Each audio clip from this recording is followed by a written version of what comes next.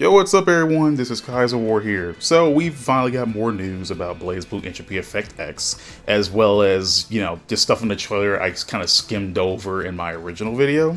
This isn't like a complete and total breakdown because I don't want the video to be like mega long, but I do want to talk about everything I found interesting in the trailer. So yeah, let's do that. But before I do that, I want to talk about the writers behind BLAZBLUE Entropy Effect X, which I mentioned before in my previous video, which I mentioned one of the writers was just Mako Kamau, but I forgot to mention Akihito Kumagawa. So let's talk about Mako Kamau for a second. So Mako Kamau is the writer, the author for the novel adaptations of BLAZBLUE Calamity Trigger, BLAZBLUE Continuum Shift. They wrote for BLAZBLUE Blood Edge Experience 1 and 2. They wrote the entire Phase Shift series, including Phase 0. And they also wrote for Spiral Shift. So, honestly, if we're going to find anyone more suited to write for BLAZBLUE nowadays, it would be Mako Kamau. Also, we have Akihito Kumagawa, who was the BLAZBLUE Chrono Phantasma scenario writer, the script writer, and the Japanese voice recorder. So, again, very deep into the BLAZBLUE weeds. I mean, if I were to pick two people to, handle BLAZBLUE's plot now, it would be these two, because the only other option that we have is technically Deko Akao. And Deko Akao is also another writer for BLAZBLUE, but they wrote for Ultimate Memory and Remix Art, so, kind of dodged the bullet there. So the eShop and PSN stores also have a description of the story, which I want to explain before we actually get deeper into the weeds of the trailer that I want to talk about here in this video. So let's read the synopsis of the story for BLAZBLUE Entropy Effect X. At a mysterious domain known as the Lab, a group of elite researchers race to save a collapsing world. However, despite their efforts to date, Dr. Mercurius, head of the laboratory, still warns of the world's downfall is near. In a last-ditch effort, the urgent Research of Possibility initiative seeks to collect shards of possibility, a special fragment of the world that could forestall the seemingly inevitable destruction. These shards lie within the Sea of Possibility, a realm between worlds beyond the bounds of reality. Our protagonist, Ace, is the only being capable of diving into this sea. Guided by the elite researchers at the Lab, Ace descends again and again in pursuit of salvation, until strange visions take hold and his body begins to change. As Ace continues to dive, countless memories flood his mind, and the truth behind the collapsing world and the research itself begins to surface. The power of Azure. So let's start talking about some of these characters that we've been seeing so far. We see Dr. Mercurius, and we see 4 other scientists seemingly working with Dr. Mercurius. So, the Famitsu article did mention stuff about these characters, and let's talk about them. So there's Mercurius, or Dr. Mercurius, explains that he is the leader of the DBS project and the head of the lab. He always appears in public wearing a cat mask. He speaks in a soft tone, but it is difficult to read his thoughts. And he says, "My name is Dr. Mercurius, and I'm in charge here." This might be hard for you to believe right now, but the world's on the brink of destruction. This research into possibilities is intended to prevent that from happening. Now, there are a lot of similarities so far with Dr. Mercurius, the previous characters we know in BLAZBLUE. So we can start with Jubei. The character's cat mask is definitely heavily reminiscent of Jubei. The way the hood is colored and the way the cat mask is meant to look is obviously going to evoke Jubei. But the tails are also different as well, because these are Taokaka's tails. That's where her tails are colored like. And the character is wearing a lab coat like Kokonoe. It's not the exact same lab coat, but it is a lab coat nonetheless. So it's basically like an amalgamation of Kokonoe, Jubei, and Taokaka, which it just makes sense, Taokaka's genes come from Jubei, and Kokonoe is obviously Jubei's daughter, so obviously this is what this character was supposed to invoke.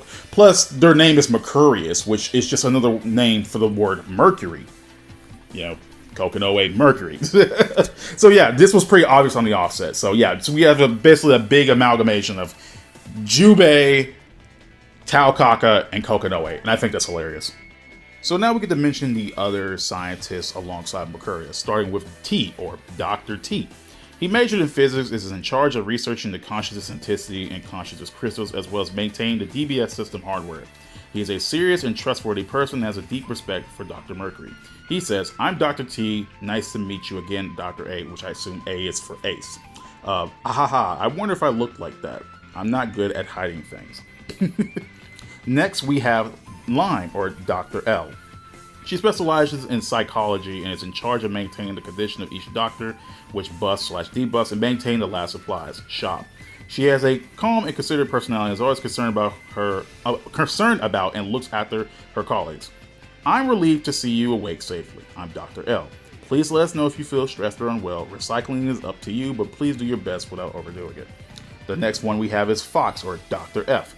He is in charge, or I guess she is in charge, because, you know, obviously translations usually, sometimes translations kind of make the male, sometimes they translate from she to he, it's confusing. But anyway, she is in charge of research into the sea of possibilities, is conducting environmental simulations, or the extra training version alpha, version beta. She is usually quiet, but when it comes to important issues, she shows an extremely tenacious side.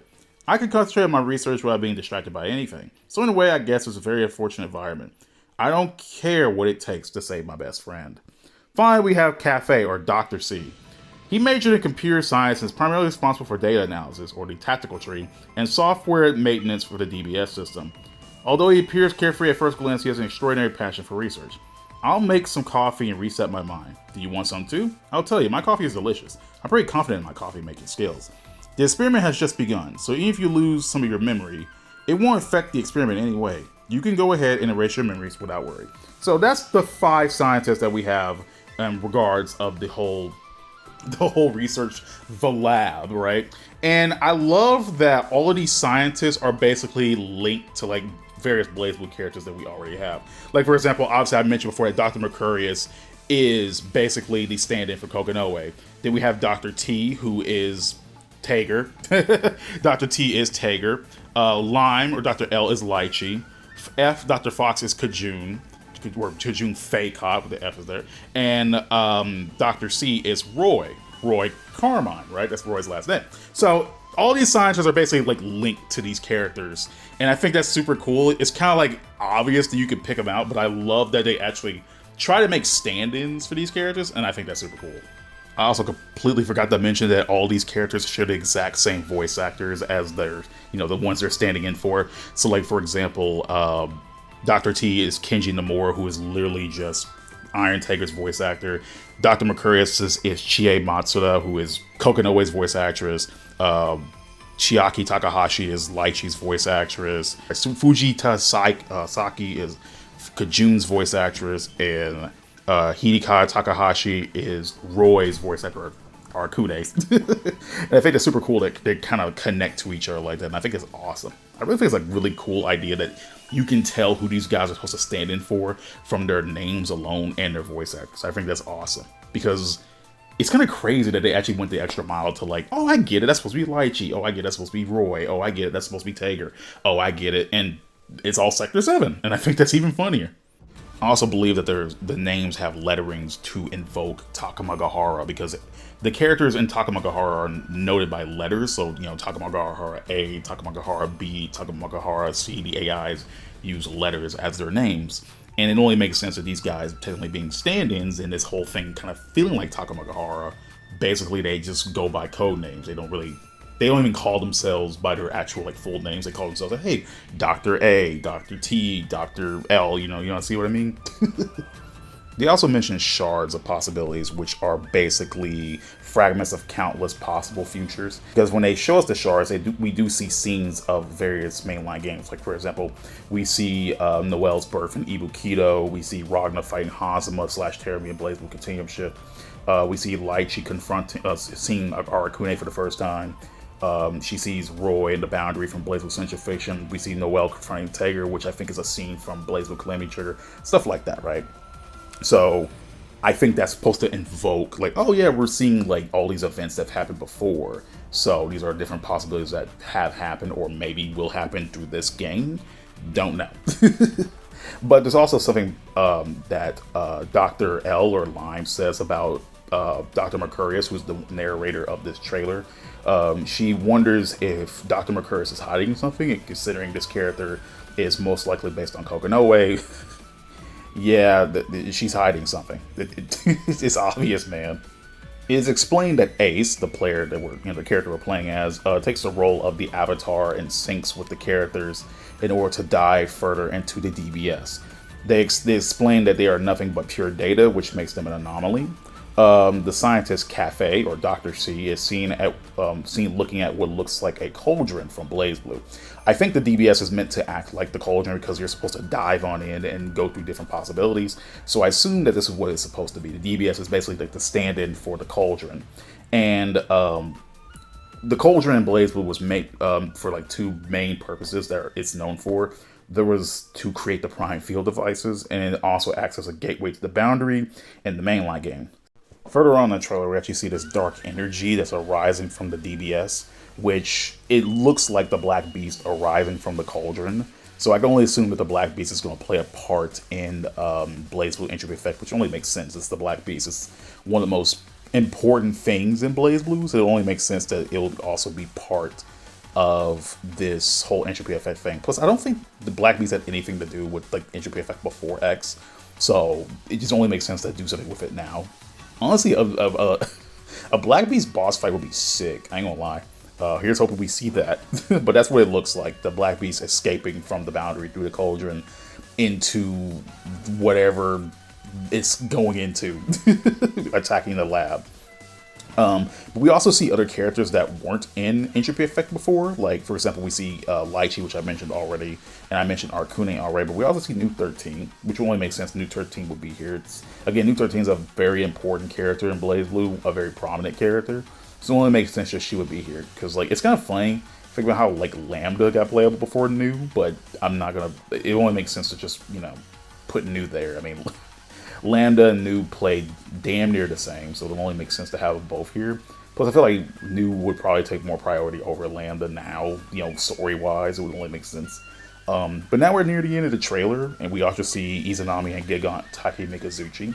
So we could probably assume that they're going to play a role into the game as well. And we're seeing like basically a little reference to Ragna, Jin, and Noelle facing off against Izanami and Taki Mikazuchi like it's shown in BLAZBLUE Chrono Phantasma. So again, love the reference. So it kind of gives me the whole vibe of, oh yeah, we're doing this all over again, crazy. But that's pretty much it for the trailer. I do have more things to explain, but that's all the news we have as of the trailer. And there is more information on external sites like Famitsu or the actual BLAZBLUE Entropy Effect website. So this is the current roster for BLAZBLUE Entropy Effect.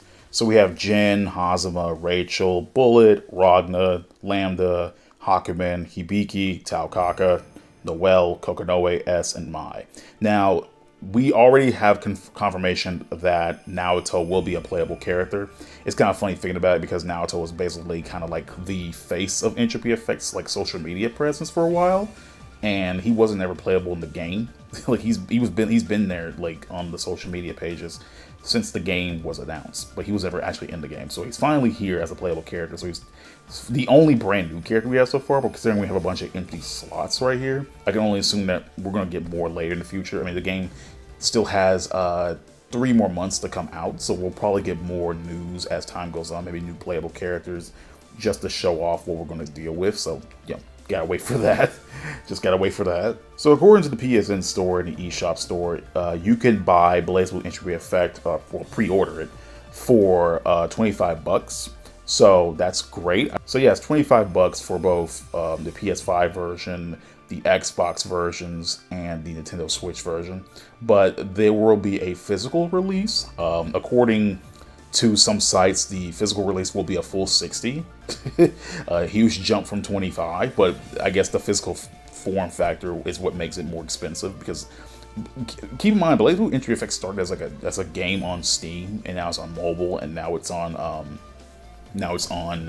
a full console version. Considering Entropy Effect is like a whole new re-release, it's being treated as a whole new thing, you know, with an actual story and probably new gameplay additions. It would only make sense that like this game is going to cost more than the original Entropy Effect, but we again don't know. We just gotta wait and see it till more news for that. We still have 3 months, so you know, here's hoping we get more news on that. But all in all, I'm excited. Finally, we have Entropy Effect with a story. Finally, we can stop clowning on Entropy Effect for not having a story and not feeling like a BLAZBLUE game. And we are making great strides.